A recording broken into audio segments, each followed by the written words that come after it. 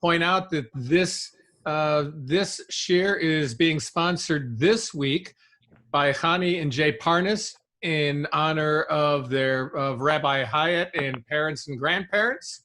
And there is plenty of other opportunities for sponsorship in the future. It would be really neat if we would be able to have a waiting list of people who are sponsoring this shir, this one in particular. So I leave it at that, and if I can add, you are allowed to have co-sponsors. So even though I don't want to nudge Jay out of the way, but if there are two people that have a good reason to sponsor one week, we are allowed to do that. In fact, I decided to purchase 4 weeks as a block because first of all I can't go to shul, which means I can't get an aliyah and I can't give a donation. So this is my way of, in my own head, trying to be at shul and giving an aliyah and a donation. But thank you, Jay. Also, I might mention that I would encourage everybody to think hard about if you're into sponsoring shiurim or trying to maintain the shul, which needs the money, of course, obviously, that this is one way to do it, and it's all connected to the 30 plus years that Rabbi Hyatt and now Rabbi Grauman have taught this year. So most of us have been part of it for all these years. All right, let me turn it over. Go ahead, Jonathan. What did you have to? I just want to mention another thing, that they don't have the pushki out, as far as I know. So even those of us who go to shul, we're not able to make a contribution. So it might be possible to do, to give one of these donations once or twice a month. I got to start doing that myself. But yes, consider using this as your pushki. That would be great. Yes. Make this your personal pushki. That was also part of my, that was also part of my, that was also part of, I'm saying that was also part of my calculation of how many weeks I should sponsor based on how many dollar bills I didn't put in the pushka. Right. Excellent. Yeah. Is it possible to contribute to the pushki fund in some way? The pushka per se, as opposed to, generally speaking, unless directed otherwise, most donations, such as these for shiurim, go into the shul's general fund, the shul's, to cover the shul's expenses per se. Right.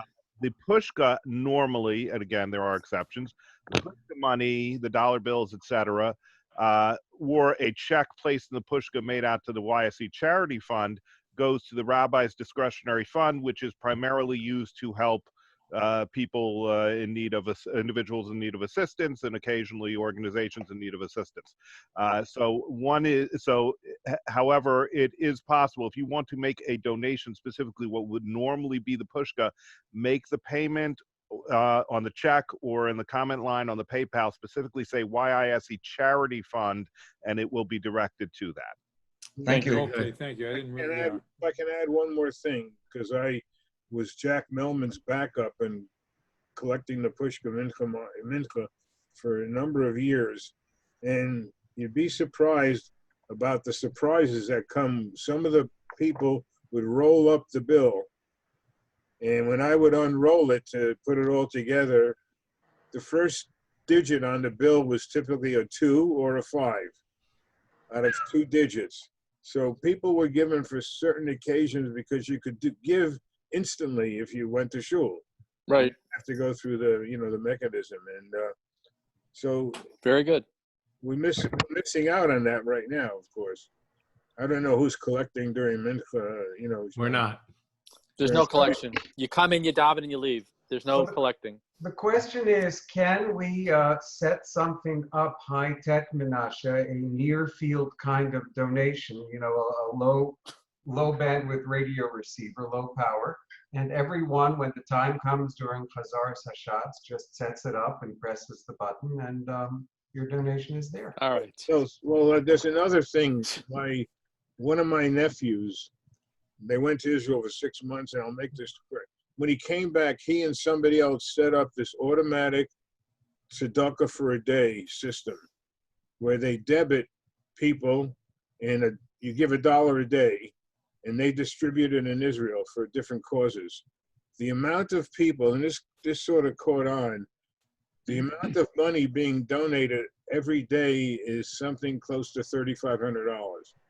So there's like 3,500 people who signed up for this automatic $1 a day, and they set up the debit card system to do that. You know, it's hands off, and they put out a report every day of where the money went. All right, I'm going to channel my inner David Mazel and say it's time to get started. So I'm going to turn it over to Jay to read the announcements, and let's get going. Okay. Good morning, everybody. We have two Mazel Tovs, the Agambaum and the Zwani families, on the birth of a grandson. Mazel Tov. And also Nechama and Yossi Sharf on the birth of a boy. Mazel Tov. Mazel Tov. And we have one condolence, Bonnie Billig, on the passing of her brother, Robert Brown, or Sean. And I turn it over now. Go ahead, Scott. Okay, you want to do the Mishaberes? Sorry. Yeah, the Mishaberes, category 2. Thank you, Scott. Yeah. Raise hands.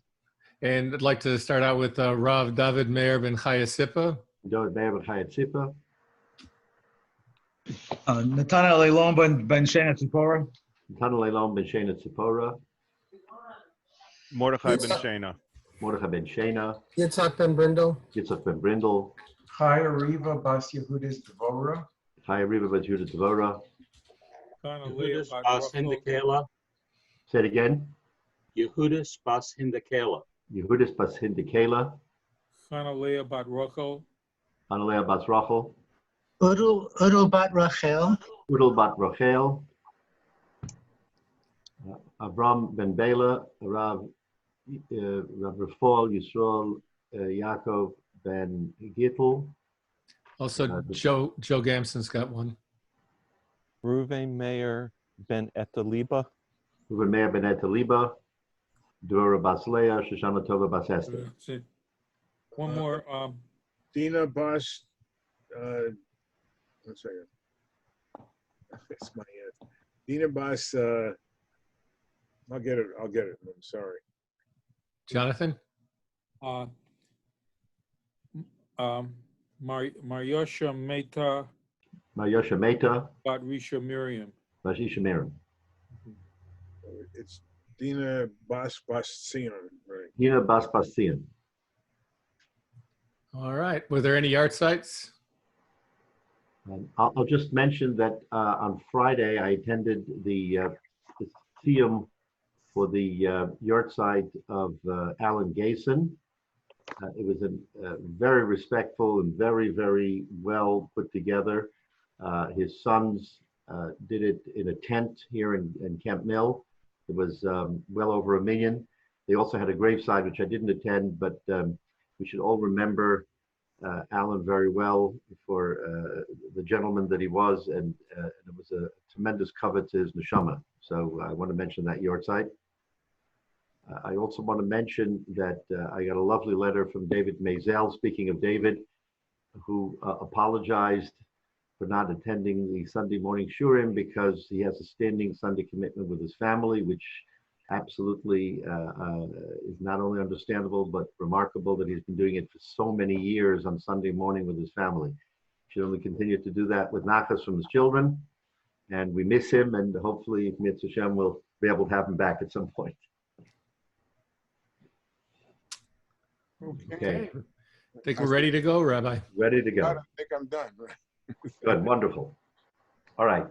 So we turned the page last week to Chesed Beis, and started a very interesting Gemara, which we'll pick up, but I just want to review quickly.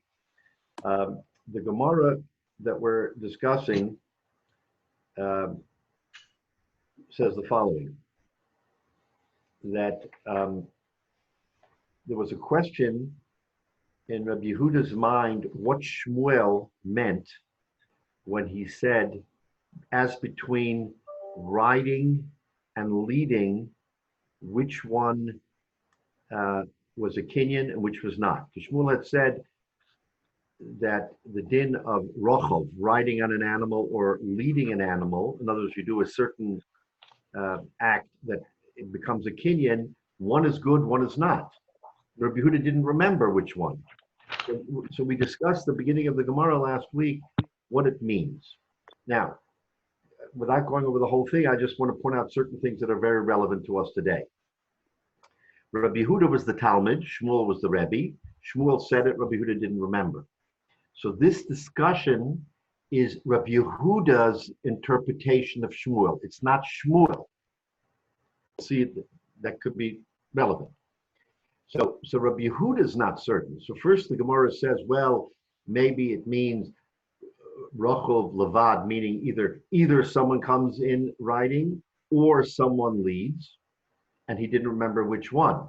And the Gemara quickly sort of knocked that out by saying, of course it can't mean that, because if it would mean that, then hands down, manhig is a kinyan, because that's Mashiach. Manhig means you lead the animal. If you lead the animal, that means you're actually moving the animal.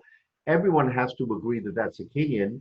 And since Rachov, it's not clear what kinyan you're actually accomplishing in Rachov, it can't mean that. So put that aside. So that clearly, according to Shmuel, we don't know if it is or it isn't a kinyan. According to Rabbi Yehuda, it's not a kinyan. So what the discussion has to be where someone comes into Bezdin, one person is riding and one person is leading, and therein is the question. And the Gemara comes out through discussion that leading is the kinyan and not riding. So according to Rabbi Yehuda now, neither riding alone or riding together with someone leading, in either case, riding is not a kinyan. And the way Rabbi Yehuda learned it from is not so much from riding the horse or the animal, but from being in a wagon, because there's a Mishnah in Klayim that tells us that if you're in and we said that Klayim doesn't mean only plowing, it means any movement of an animal, of two animals, one being an ox, one being a donkey, which is Klayim. It's a mixture that is not permissible by the Torah, because they're two different types of animals. So there the Gemara says, that Mishnah in Klayim, that if the animal even moves a little bit, you're already violating Klayim and you get lashes. So the Gemara there said, the Mishnah there said, that if someone was sitting in a wagon, he gets lashes, or someone was leading the animal, you get lashes. So the Gemara there has a question, what do you mean? How's the wagon moving? He's sitting in the wagon. The answer is that when you sit in the wagon, it moves a little bit. Again, it's a side discussion. So the Gemara there concluded that Shmuel said that it was the Chachamim, the majority, because you go after the majority is the one who said that a wagon is not a kinyan. Therefore, you don't get lashes for a wagon. What does that mean? That means you're not koneh. If you don't get lashes because the wagon isn't moving, then you haven't made a kinyan. In other words, the analogy is that Klayim and acquisition have the same underlying principle. If you don't get lashes because the wagon hasn't moved, you can't make a kinyan because the wagon hasn't moved, right? So clearly, in that case, you do not make a kinyan. So that's where we left off. So as of right now, we know in Shmuel that if you have a wagon and a leader, that the wagon is not koneh, because he holds like the Chachamim. And in Rabbi Yehuda, who is interpreting Shmuel, not only is it if there's a wagon and a leader, but even just the wagon alone is also not koneh. That's where we are, and from there we'll pick up. So that's the whole machlokes now. That Rabbi Yehuda reaches the point where he says nothing is koneh with regard to riding. So in this Tuvia, in this Metzias, is there a behema involved at all? When you have a manhig and you have the rider and you have the wagon, yes, there is a behema involved in each. Yes, there's always a behema involved, because the question is, if you're leading, if let's say an animal is attached to a wagon, right, and you lead the animal, and someone is sitting in the wagon. So the whole question is the one sitting in the wagon doing enough that he has a kinyan here and he has a chelik in the ownership? Or is it just the fellow who's actually moving the animal, because movement is what's required to make a kinyan? That's what we're trying to parse. We're trying to figure out whether, so Shmuel says in the case when both of them are together, clearly the guy in the wagon is not Kona. Rabbi Yehuda holds the same thing. The only other question was if it's not a wagon, but a rider. We're equating a rider and a wagon.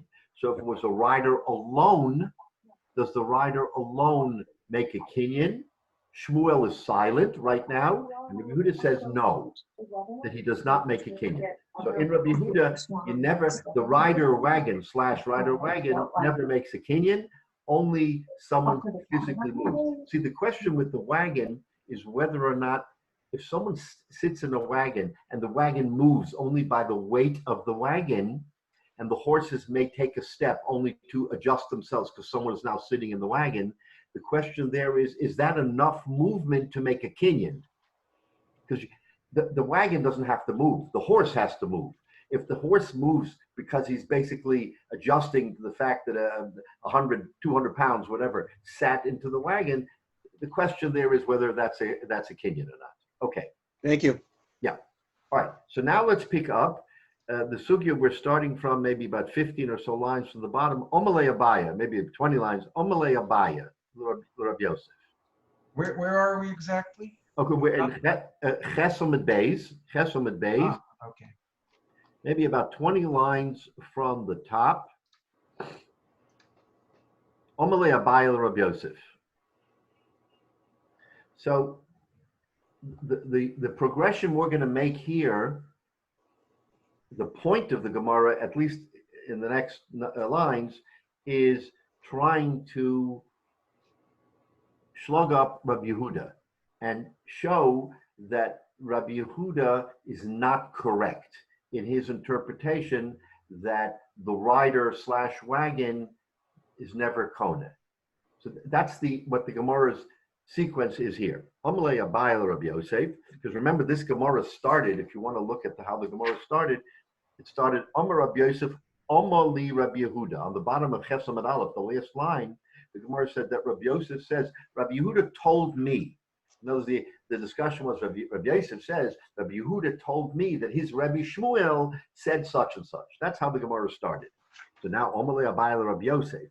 Abaya says to Rabbi Yosef, Hozimnin Sagian Amadlad Nechse Anan, because the Gemara uses the word Nechse Anan. Nechse Anan means we'll see. Nechse Anan, we will see. So Rabbi Abaya is saying to Rabbi Yosef, and now Rabbi Yosef was Abaya's Rebbe. So Abaya is saying to his Rebbe, when you taught us, Zimnin Sagian Amadlad Nechse Anan, below Amadlad Mishmeid Rabbi Yehuda. Are you, in other words, so the question here is a procedural one. Are you really telling us that you told us you're learning this in the name of Rabbi Yehuda? Okay, there's a class of Talmidei Chachamim, and Rabbi Yossi is now giving the shiur, and he's saying, you know what, Rabbi Yehuda told me that his Rebbe Shmuel told him. Okay, that he learned. Okay, so Abaya says, Rabbi Yossi, did you really mean to say this in the name of Rabbi Yehuda or in your own name? Because you, Rabbi Yossi, often tell us Nechse Anan. And if you're telling us Nechse Anan, then you're not really saying it in the name of Rabbi Yehuda. So is this discussion really about Rabbi Yehuda? That's the question. That's the question Abaya is asking Rabbi Yossi. It's fascinating to see how our Tanoim and our Moron interacted in the course of a shiur, where Rabbi Yossi is giving a shiur, and now you're talking about Gedolim, of course, Tanoim and Amoraim. Rabbi Yossi is giving a shiur, and he says, you know what? Rabbi Yehuda told me that his Rabbi Shmuel said thus. Abaya, the great Abaya, sitting in the shiur, and he's saying, Rebbe, are you really saying that Rabbi Yehuda said this, or are you saying this because you say Nechse Anan, let's come and take a look. You say that often, and you don't necessarily mean it's in the name of Rabbi Yehuda. Okay, procedurally. Okay, so Omale, Rabbi Yossi answers Abaya, Avra. Okay, let's take a look at Rashi. Avra, No, the previous Rashi. Below Amrit Lon, Elam Mishmecha, in your name, Lemishpat Sveikat Rabbi Yehuda, to adjudge the suffix in Rabbi Yehuda. So you're saying it in your own name, not in Rabbi Yehuda's name. So he says Avra. Avra means emesu. It's true. Omar li, Rabbi Yehuda said to me, says Rashi, Nechze anon, let's take a look. And how do I know that, how do I remember so clearly that he told me this? Bezocha, and I remember, Bezocha ani, she'amarti lo, because I answered him. I remember answering him, Hechatav shidma rochav miyoshe bakar, which the Gemara will now explain. So in other words, he's saying, of course he said it to me because I remember having the following dialogue with Rabbi Yehuda. What's the dialogue? Back to the Gemara. Udacharina nami to omele, Hecha poshet ma rochav miyoshev. I've been using the term rochav, rider, and koron, wagon, interchangeably, because that's what Rabbi Yehuda does. Rabbi Yehuda says that whether you're actually riding the animal or sitting in a wagon pulled by the animal, it's the same. Can you make a kinyan or do you not make a kinyan? So according to Rabbi Yehuda, not everybody agrees, according to Rabbi Yehuda, if you say that riding is a kinyan, then being in a wagon is a kinyan. If you say it's not, then it's not. In other words, they go hand in hand. So v'decharina nami de omrale, I said to him, Hecha pashat ma rochav miyoshev, because I remember saying to Rabbi Yehuda, how can you equate rochav, riding, to yoshev, to sitting? Yoshev lo tafis b'mosera, very critical. If you're sitting in the wagon, you're not holding on to the mosera. We'll see what mosera means, but it means basically the reins.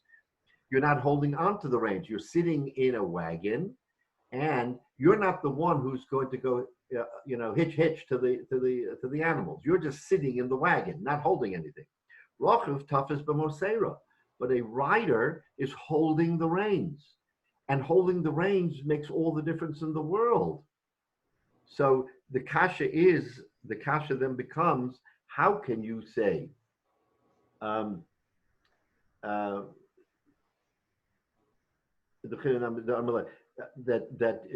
they're one and the same? They're not one and the same. So how can you actually learn them out? How can you learn them out? That was Rabbi Yossi's question to Rabbi Yehuda. So he says, of course, Rabbi Yehuda is the one who says all this because I asked him this tremendous question, right? So the Gemara says, "V'omra li," and then Rabbi Yehuda answered me, "No. Rav u'Shmuel, the Amr Travaya, both Rav and Shmuel, who are usually in Machlekes l'shem Shemayim, they both said Mosera lo kane, that Mosera, that holding on to the reins is not kone. So in other words, if it's not kone, I can use rochev and korem, which means sitting in the wagon, interchangeably. And then we go back to the Gemara previously that says neither of them acquire. And this is supposed to be a proof to Rabbi Yehuda that Rabbi Yehuda is correct, that in neither case are you kone if you sit in the wagon or you ride. The whole point of this is that Abaya was telling Rabbi Yossi, maybe you didn't mean to say this in Rabbi Yehuda, and Rabbi Yehuda can really hold that rochev is kone, because you, Rabbi Yossi, are saying it of your own, because oftentimes you speak on your own merit. So that's what he was trying. He was trying to slug up Rabbi Yehuda, that Rabbi Yehuda does not hold that a rochev can't be kona. Yes, he can be kona. So then Rabbi Yosef answers Abaya, no, Rabbi Yehuda by his own words came back and told me specifically, mentioning that Rav and Shmuel said that Mosera is not kona.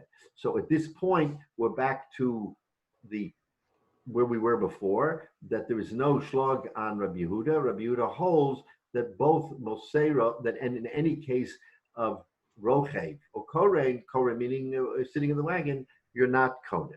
Okay, so it didn't work.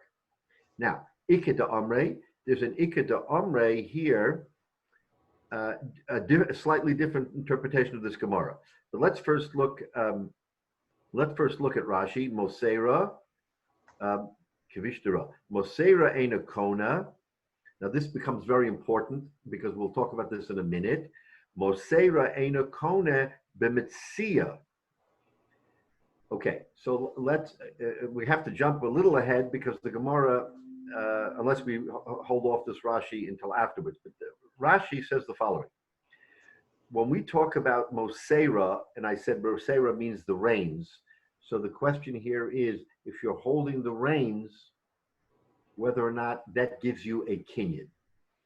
And Rabbi Yehuda says no, that it's not a kinyan. Obviously, others will disagree because Rav and Shmuel said that holding reins, just holding reins, no movement, holding reins is not a kinyan. This Rashi will give us a further explanation, and we'll look at another Gemara to understand that. Says Rashi. Rabbi? Yeah. Okay, so Klayim is if you're sitting in the wagon and you're holding the reins and you've got a donkey and an ox there, have you committed the sin of Klayim? Correct. How about if you're sitting in the wagon but you're not holding the reins? No. Sitting in the wagon, not holding the reins can be Klayim. And so holding the reins or not, either way, but it's not a kinyan is what he's saying. Okay. No, it's okay. So, okay. If you're riding, you're holding the reins. Right. If you're in the wagon, you're not holding the reins. Right. Rabbi Yehuda says they are the same. Being in the wagon without the reins and on the horse with the reins are one and the same thing. So you're both guilty of Klayim if you're in the wagon, whether you're holding the reins or not. Right, except that Rabbi Yehuda says you're not Kona, which means you're not guilty. You know, the only time you're guilty is if you're Kona. If you acquire it, the Mishnah in Kalayim was trying to make a comparison between holding it and Kalayim. Right. So if you're not considered owning, then you're not guilty of Kalayim. Right. That's not yours. That's what the machloek here is. Those who say that you are Kona, then you are guilty of Kalayim. And what I explained before is it should be absolutely clear whether you're Kona or not. The answer is, the machlokes is whether the slight movement in the animal by sitting in the wagon is enough to consider it a kinyan. If everything was dead still, like in a painting, you sat in the wagon, the animal never moved, there's no way to make a kinyan. The question that we're parsing here is that slight movement by the animal. If you're sitting on the animal and it slightly moves or twitches, or you're sitting in a wagon and the animal slightly moves or twitches, is that movement for purpose of Kalayim? Because the Mishnah in Kalayim says you don't have to actually plow, you just have to have some movement and you're considered to be Koneh. So that's what the whole discussion is. Okay, right, but if there's two people sitting in there, one holding the reins and the other one just sitting in the wagon, do they both acquire when there's movement? Oh, so you're asking something different. You're saying if there's a person sitting in the wagon, that's our case. If there's a person sitting in the wagon and another person sitting in the wagon holding the reins. Right. So l'chayra, that shouldn't make a difference. It all depends on whether, if a person is sitting and doing nothing and someone else is there moving the animal, then you're guilty because you're sitting in the wagon and the animal's moving. So the question is, are you partly being Kona here? Right. Are you partly being Kona because you're sitting in the wagon with the guy holding the reins? Right. Okay. Question: Do you have to be Kona in order to be guilty of Kalayim? Right. Correct. We're saying yes, but maybe it's because I missed something last week. Why do you need movement for Kniya? Why do we need the animal to move? Because why do you need movement for the act of Kniya? I mean, it proves ownership, right? Right. Because but when you're selling your chametz Pesach, for example, the rabbi gives you, or used to give you back in the day, a pen to hold, right? And you're grabbing it signifies that the rabbi accepts. But it's not the grabbing; it's the picking it up. Right. Yeah. It's the movement of it. Right. Right. So It's like muksa. You're not chayiv on muksa for touching For moving something. it, You're chayiv for moving it. So, So the movement of what? The movement of your hand, or the lifting the pen, or Right. the transferring of the pen between. He gives it to you and says, "Hold it." You know. Right. Right. So Chaim, here's the point. When you make a kinyan for mechuras chametz, whether you use a pen or a handkerchief, you have to make a hagbal. You have to move it. It's not just I touch the pen, you touch the pen. You give a slight jerk of the hand, and that's considered kinyan hagbal, and that shows, that certifies that what you've transacted is a transaction. But it's something you've done. The movement itself has no conscience. It's what the implied action is, and the movement certifies it. Correct. So doesn't intentionality play a role here? For example, Absolutely. yeah. So I mean, by the kinyan with the pen, you know what you're doing, and you know why you're doing it. You have to have two people sitting in the wagon, and one is actively controlling, but the other's just sitting there for the ride. Doesn't intentionality play a role here? Different. But they're both in the wagon for a reason. But why does the animal moving make a difference? Because here's the reason why. Because in a perfect world, when you come over to an animal and you look at it and you say, I like this animal, it's mine. Where do you come to say, I like the animal and it's mine? Right? Just by seeing it, oh, I like this animal, it's mine. So there has to be something that will show that it's yours. Okay? So you go over to the owner, you look at the animal and say, okay, I'm taking this animal home, it's mine. He says, what are you talking about? I just acquired it. How did you acquire it? Chazal came along and said, you know what? That's chaotic. That can't be. So you may have done a shtar. You may have I'm watching you and Jay talking, and Jay is holding the reins, and all of a sudden you come and you talk, and then all of a sudden you hold the reins. I'm watching this and I say, what just happened here? Was there a transaction? Did I miss something? So I walk over and I say, guys, did you just make a transaction? And they look at me and they say, yeah, we just made a transaction. Says, how is that possible? I just saw the two of you talking. You exchanged the reins and nothing happened. Comes Chazal and say, you know, that can't happen. So in order for that transaction to have been completed so that I saw a transaction, you, Chaim, who are buying it from Jay, have to take that animal and you've got to move him a step. Now we have a metzias. We have something in real life It that demonstrates other than my seeing. Right. That's how the Chazal established that we would make transactions. It demonstrates. Right. Okay. So now there's all kinds of Gemaras and Baba Kama, Baba here, Kedushin, Erev, and wherever you go, what's a kinyan? And you've heard this, of course, if you learn Daf Yomi or even in your general learning. Meshicha, Mesira, Hagba, there's all different kinds of kinyan. So the Gemaras in the various places tell there's a certain kinyan for every type of event. It's not all equal. In some cases, you can lift it. You can't lift the horse. The horse can't be picked up. A handkerchief, the mechiras chametz, can be picked up, but not a horse. So we have to do meshicha.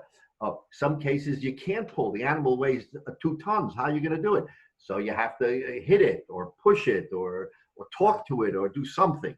In other words, but there has to be some visible form of completion of a din, and yes, has to be with intention.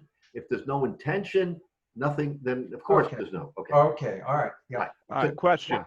Yeah. Okay. So we're essentially equating kinyan with being chayev, but let's take it just doesn't make sense. Take an extreme example. One guy owns the donkey and the ox, and he gets in. He go to the front of the wagon. He grabs the reins. He and 20 of his friends climb in for a hayride, and they start going along. Okay, he owns it. There's no question that the other people don't own it, but I would think that they would all be chayav for knowingly going into a wagon being pulled by 2 different animals.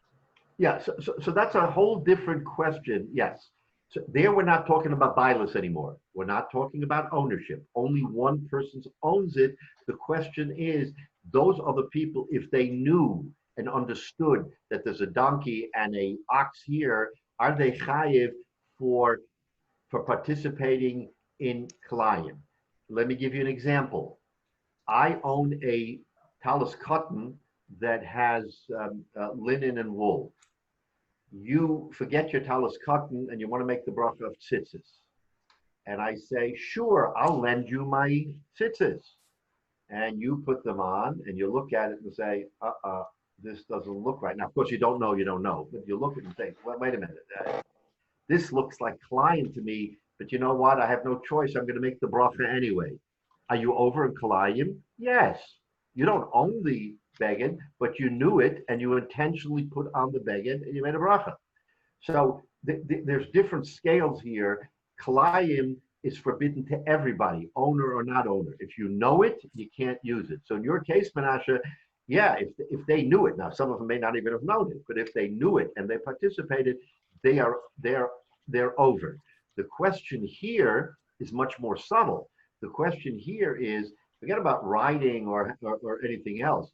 It's ownership. If I own Kalayim, I have an Isser. I have an Isser for owning Kalayim. Once I know it's Kalayim, I must immediately either fix it or somehow disassociate. So by taking these two animals, forget about a joyride or anything else. I'm about to buy it. Oh, I know it's Kalayim. I can't buy Kalayim. I've got to fix it before I buy it. So now the question is, these two guys are fighting over who owns it. And in the meantime, if you're going to own it, you're going to be over a lot of Kalayim. So it seems to me they're not as much worried about Kalayim as they are about ownership. But that's the go ahead. But I didn't know there was actually an ownership issue with Kalayim. I'll give you two examples. One, you can own the ox, you can own the donkey. It's only an issue to have them together. Correct. And similarly, even shadnez. My understanding, I remember learning a few years ago, is that shadnez is only prohibited. It's prohibited to wear, and that extends to certain other types of things. But for example, a tablecloth, unless it like drapes over your body while you're using it, is not prohibited in and even though it's the exact same material that if you wore it would be prohibited. So I don't see that there's necessarily sort of ownership. Right. So we're not going to go into the details of shatnez, but essentially, if you're using it to your benefit and it's shatnez, then for our purposes, it's an isser. We're not going to go into whether or not you have to wear it or touch it or whatever else. But let's say as a general matter, in the case of shatnez or in the case of Kalayim here, you're not allowed to do it. So if you harness up a horse and a donkey because you want for purposes of taking a picture and sending it to all your friends around the world, look, I have this thing. So arguably, having put them together, right, for appearance sake, there may not be an isser. But you know what? You're only one small step away from an isser. One small step, because if they take a step together, then it's Kalayim, then it's impermissible. So that's why the subtlety of it is not so much we're worried about what is and what isn't. It's that they're arguing over bilus, and in the meantime, by creating bilus, by moving it, they're over a lot of Kalayim. Yeah, Michael, go ahead. Rabbi, can I end the Kilayim by acquiring it? I know you're not supposed to own it with Kilayim. If the guy won't sell it and continues and you see Kilayim and you want to end it, can you acquire it for the purpose of breaking up the Kilayim? In other words, separating the animals? If that's your intent, yeah, of course. If your intent is because you see there's an isser and you don't, so you want to acquire it so you can undo the isser, tavalach bracha, then of course that's a very noble purpose. Yeah, no, of course. But you had said that you couldn't acquire it even, you had to try to fix it beforehand. And I'm saying if you couldn't do that. Right, no, okay. But to your point, if someone is intentionally wants to buy it to undo the isser, that would not be prohibited. Right. If that's the intent, certainly. That's the intent. At some point in time, you have to unhitch them. So you're not going to unhitch them if you don't own it. So you're going to say, wait a minute, I'm going to buy this so that I can unhitch them and not have Klein. Yeah, that's not it. So even for the 5 minutes that it takes before they're unhitched, that's not a problem? To go back to the point, that's exactly your intent. Your intent is to undo an Isser. And if the only way to undo an Isser is to buy it, even if it accidentally moves the animal slightly, but your intent is to undo the Isser. So, the expression, wie kommt the Katze über the Wasser? How does the cat jump over the water? Something has to happen to undo the Isser. If it means you're buying it, that's what you have to do, right? Okay. So now, let's go back to that Rashi. So we're going to introduce another wrinkle in this whole equation. Mosira ain't a kone. Mosera is not kone. So, says Rashi, b'metzia. With our discussion here is about a found object, right? Something is ownerless. Two people come and they both want to own it. So, says Rashi, b'metzia achi ulichena v'ta'ake yad v'regel. So how do you own it? Because you make it move, right? A leg, a foot, whatever it is, you make it move, and that acquired it. Afal gab de b'mechira kani, even though mosera in a case of a purchase or even of a gift, but a purchase is kani, because of the Mishnah in Kedushin, and I will talk about that in a minute. Behema gasa niknas b'mesira. The Mishnah says specifically that a behema gasa, meaning a large animal like a cow or a steer, is kane, is b'mesira. Legabe mitzira lo kane kinamrinan tama lekaman b'shmaitza. Now we're making a distinction between a purchase, for which mesira does make a kinyan, and mitzia, for which it does not make a kinyan. And before we ask any questions, we have to go a little bit further in the Gemara to understand it. But that's in fact what the Gemara says. So let me just look at the Gemara in Kedushin with you for a minute, because the Mishnah says in Chav Hei Amid Beis, Behema Gasa Niknas B'Mesira, V'Hadaka V'Hagba. That the daka, meaning like a sheep or a goat, which is a lighter animal, is B'Hagba, lifting. Divrei Rab Meir. Rabbi Elazar v'Chachamim Behema Daka Niknas B'Mashicha. No, that a Behema Daka, a lighter animal, you don't have to lift it. That might be too hard for many people to lift. So it's Mashicha, it's whether you give it a push or a pull, or whatever Mashicha means. We'll see in a minute. Now, the Gemara in Kedushan Beis Amid Beis instructively says something as follows.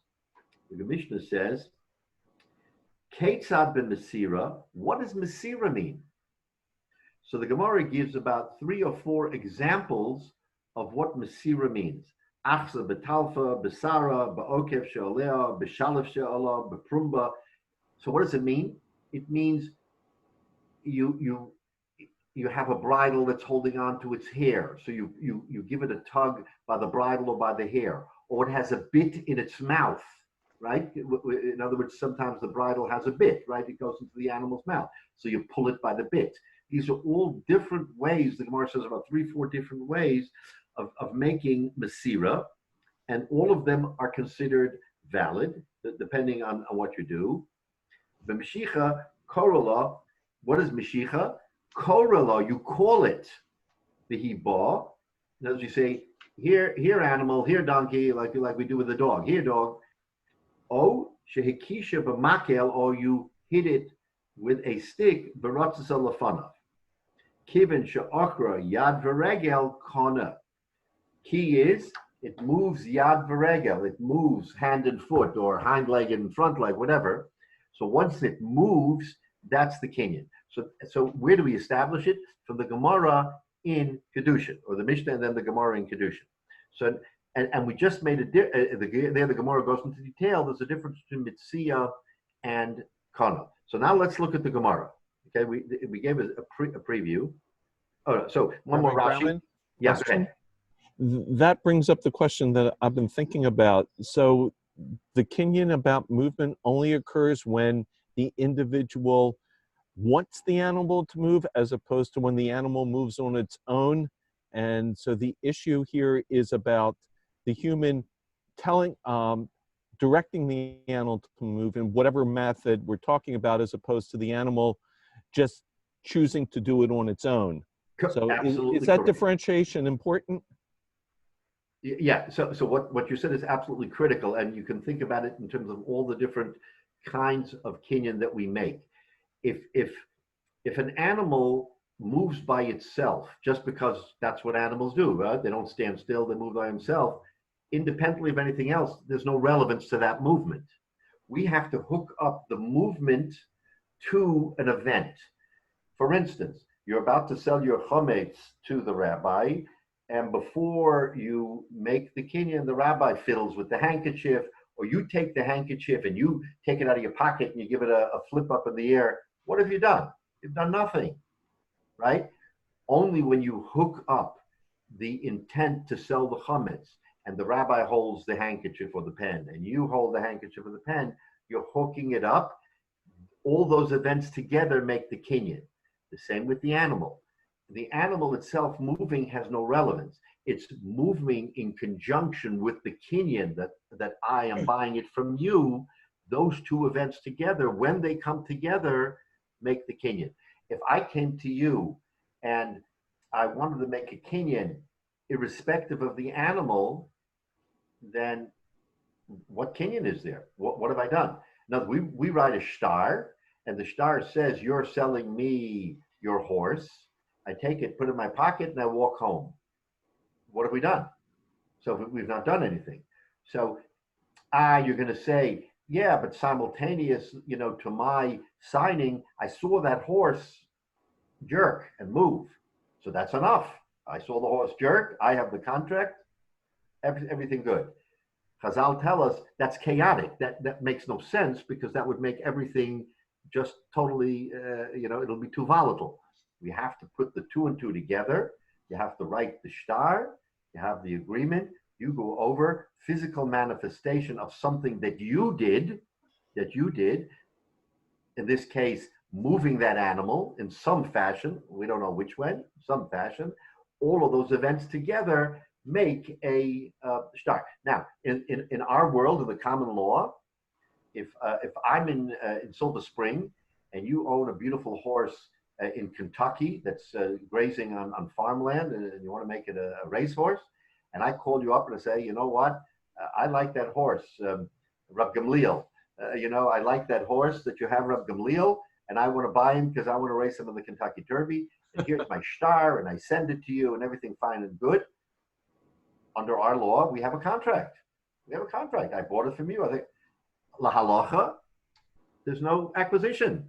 Nothing happened.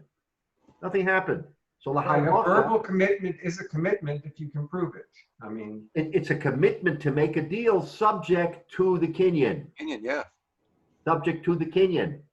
So in our halacha, that transaction never happened. Now that horse went on to win the Kentucky Derby, and he made $10 million, and you have a taina, you know what? That's my 10 million. So wait a minute, we never consummated the transaction. But in contemporary law, in secular law, you do have a kinyan. You do have a contract, because right, secular law doesn't know from kinyan. Right. But if the jockey is my agent, then as soon as he gets on the horse to ride it, he could make that kinyan. So now you're touching on a totally different question, yes, as to whether or not I can make a shliach. Can I make a shliach to be my thing? We know shliach shalom kamoso. So maybe you're right. I'm sitting in Silver Spring, and I call Bill Shoemaker, and I say, Bill, I want you to ride this horse for me, and you're my shliach, and he comes and he rides the horse. Then l'chayra, he's your shliach. You made him your shliach. He did the kinyan for you, absolutely. But just the transaction alone, without anything, you see the difference in law. Our law says yes, halacha says no. Okay. But as you mentioned earlier, it could be nothing more than simply you adding your body's weight to the wagon without even saying giddy up. That in and of itself. So that's a machlokes. That's the machlokes, whether or not incidental movement is considered a kinyan. That's not clear. That's where I was going with this, because that was my next step was, Right. what about the mixed animals on the wagon? If the animals move by themselves, which way do we go with that? So you know what? That's a machlokes Rashi and Tosfos. Rashi says that incidental movement is not movement, and Tosfos says, and other Rishonim say, it is movement. So there you have a machlokes, the achronim between Rashi and Tosfos, as to whether or not the mere incidental movement is enough to show kinyan. Because after all, the incidental movement didn't happen really by itself. It happened because of something that you did. You put your weight on the wagon. You went onto the horse. So the horse just bucked a little bit because of the additional weight. You didn't actually say giddy up or move it. In other words, you didn't do a maisa. It wasn't a kum va'aseh. It was a shev va'al tasa, what we call a de facto movement. The question whether de facto movement is enough movement to make a kinyan. That's really the machlokes here. You're right. That's the machlokes. So now we interjected this new principle that we're making a difference between Mosera of Mesira, between Metzia and Kinyan, between whether or not you bought it, where we're saying Mesira helps, or Metzia, where it doesn't help. So now let's look at the Gemara, back to the Gemara.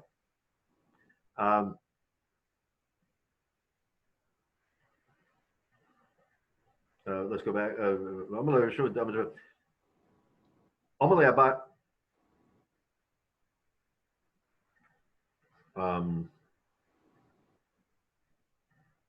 Okay, so Mesira ain't lo kani. So Ikad Amre, so let's go back up. Ikad Amre, another version of the same Gemara, which doesn't involve Rabbi Yehuda. It's the same discussion, but without Rabbi Yehuda. Amalei Abayah Rabbi Yosef.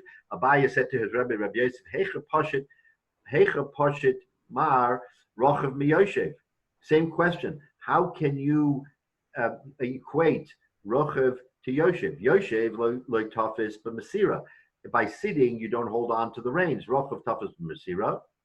So, and this doesn't involve Rabbi Yehuda. This is just Rabbi Yosef. Amalei. So Rabbi Yosef said, Hachatani Idi.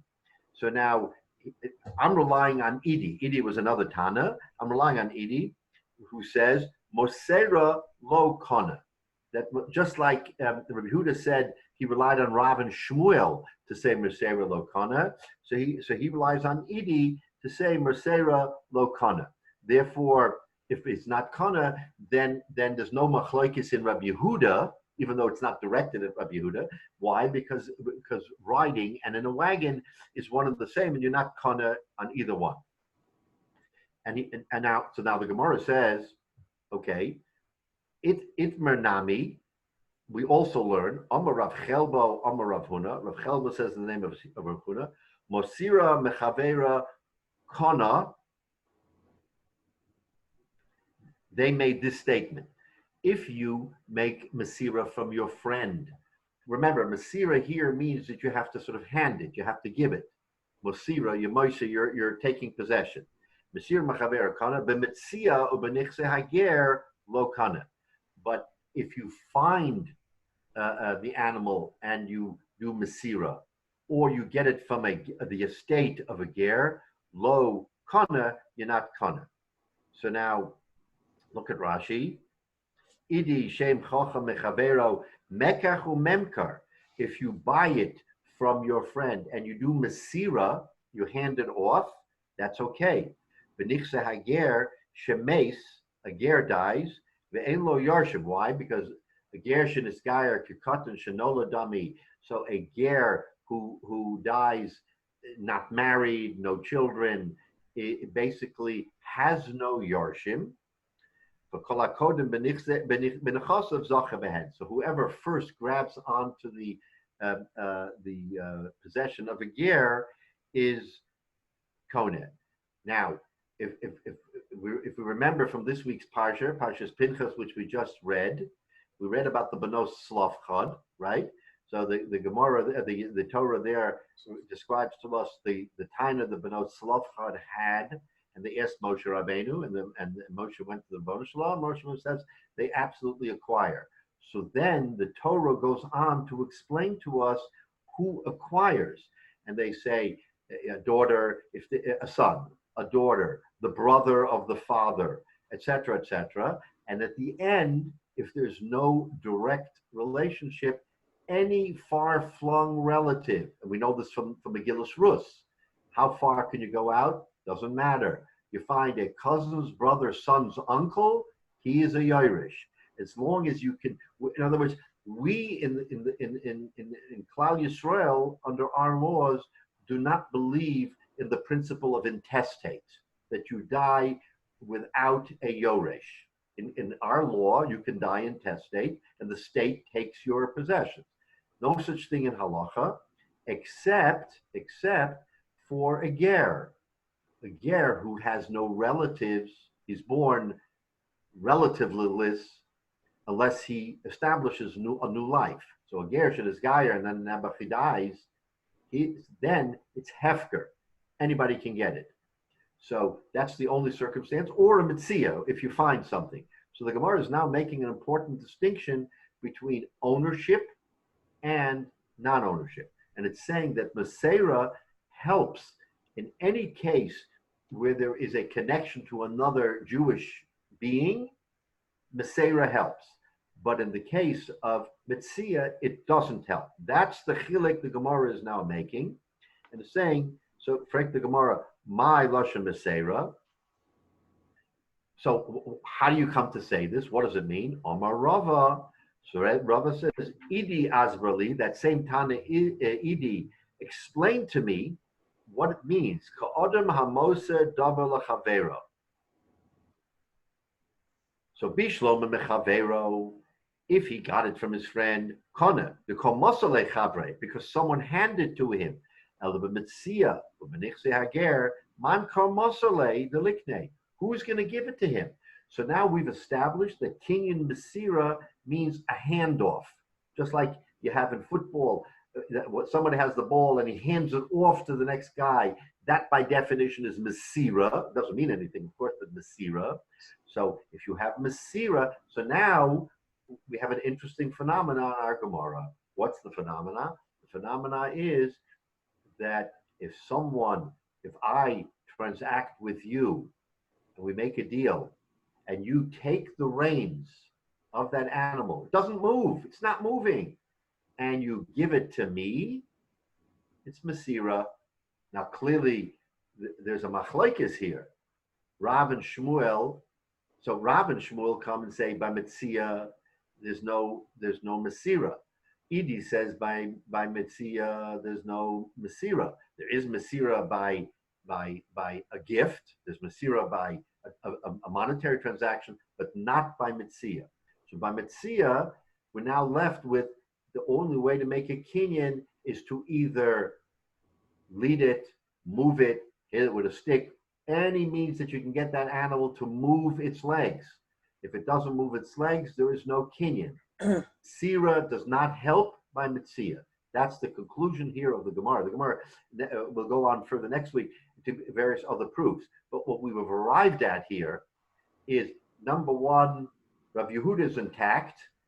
There's no machlokes in Rabbi Yehuda. He says that rochev, riding or being in a wagon, neither of them make a kinyan, not alone or not in conjunction with someone else. No kinyan.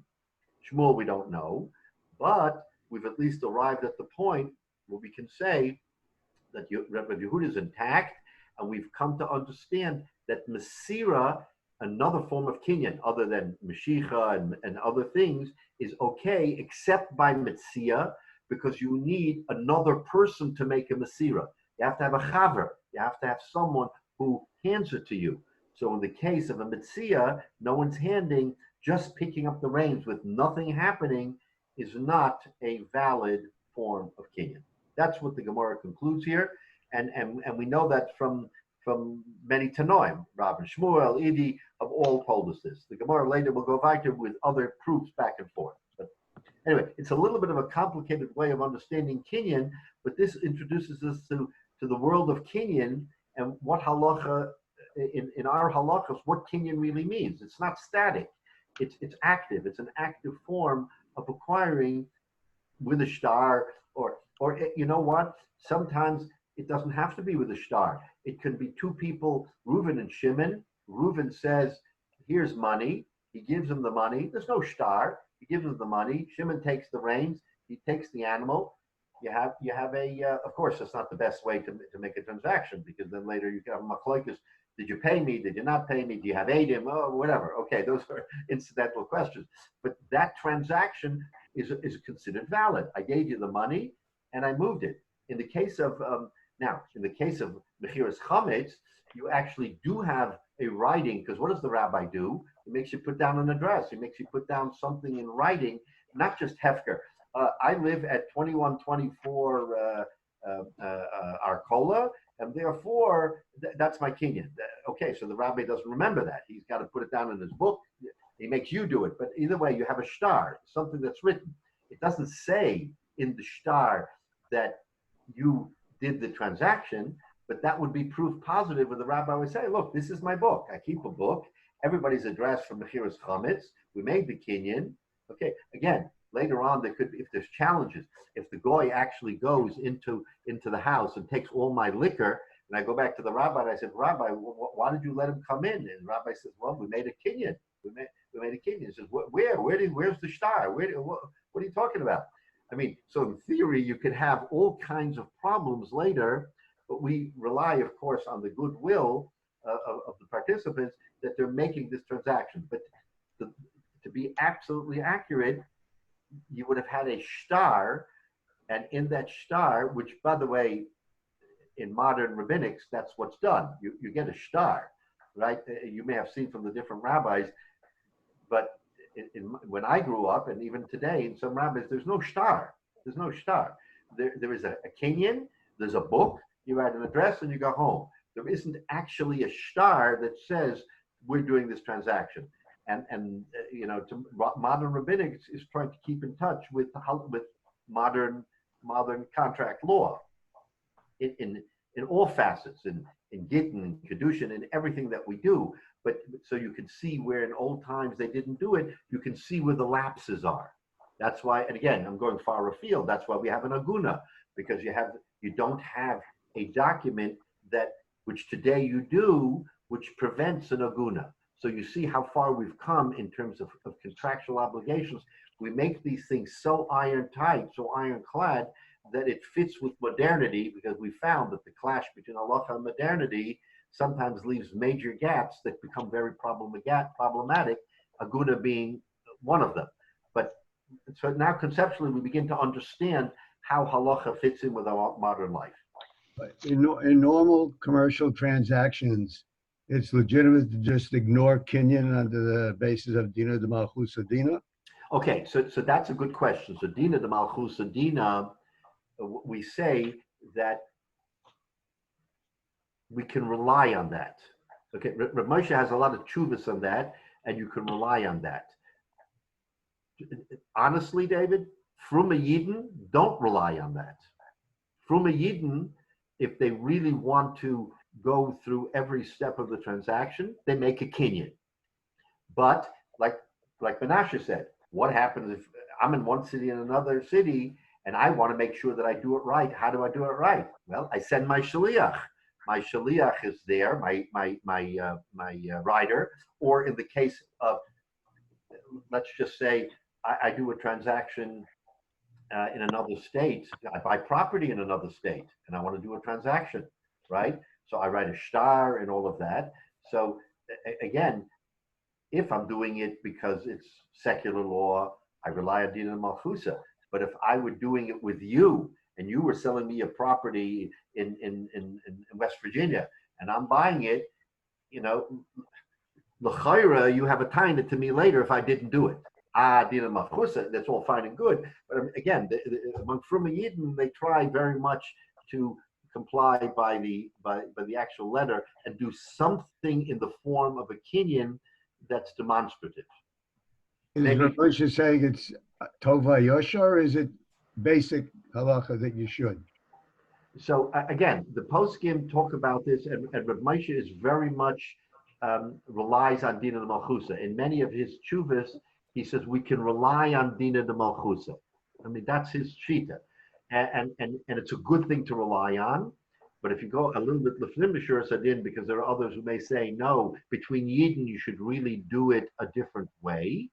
So they don't wholly rely on Dina de Malchusa. I think we're safe today in saying that we rely on Dina de Malchusa because otherwise we're living basically in a lawless society. If you can come back to me and say, you didn't make a kinyan, so therefore it's mine. And the way to do that, by the way, is even in totally secular transactions, is you do have, I buy a property in West Virginia. So, and I'm not down there. It's called, it's a paper, it's a remote transaction. So how do I buy it?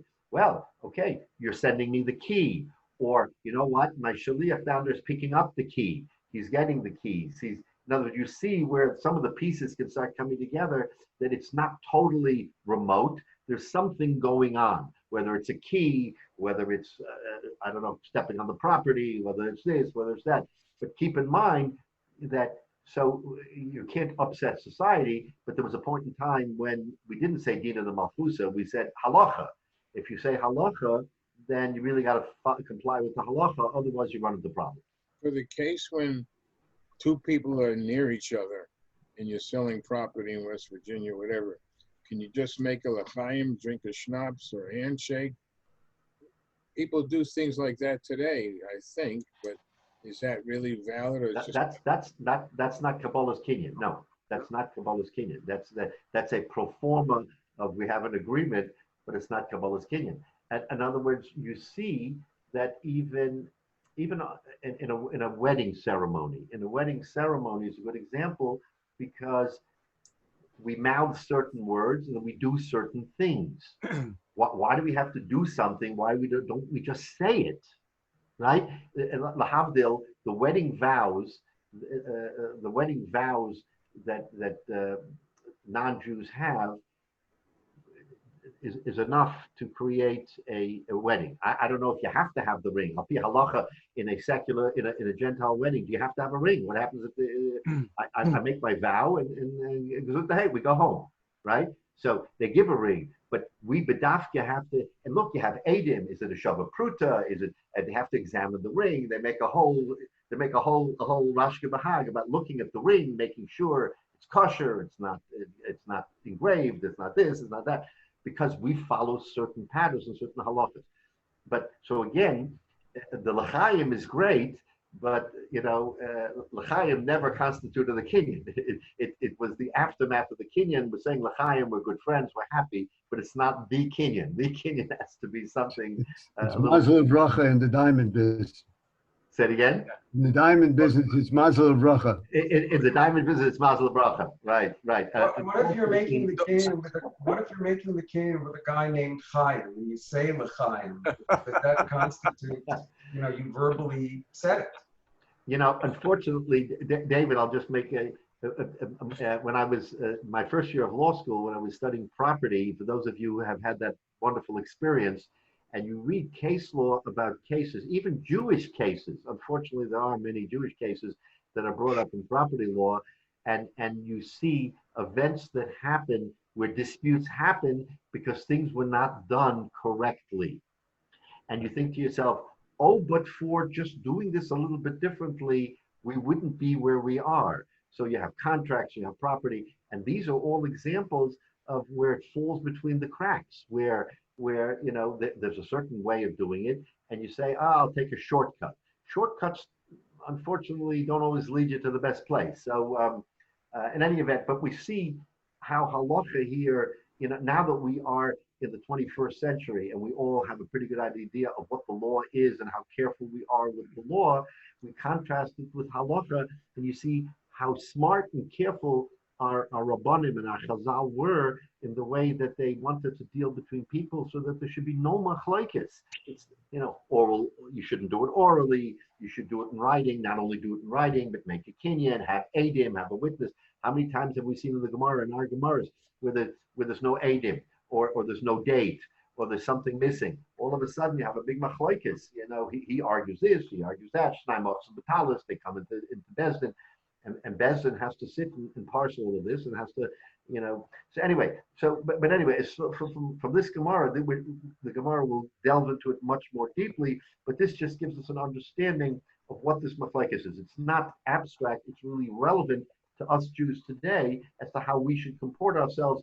Dina the Malchusa Dina aside, that's really the way we should. And you see, look at the parsha. We talk about this in the Gemara about a ger having no yarshim. You can do Metzia.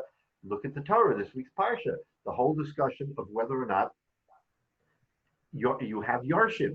You have the Benos Slavcha. You have people who's a ger. You have someone who I mean, again, we can take this halacha much further afield with other kinds of blemishes. If you have a mamzer, what's the halacha with a mamzer? Can you be Irish? Yes, no, whatever.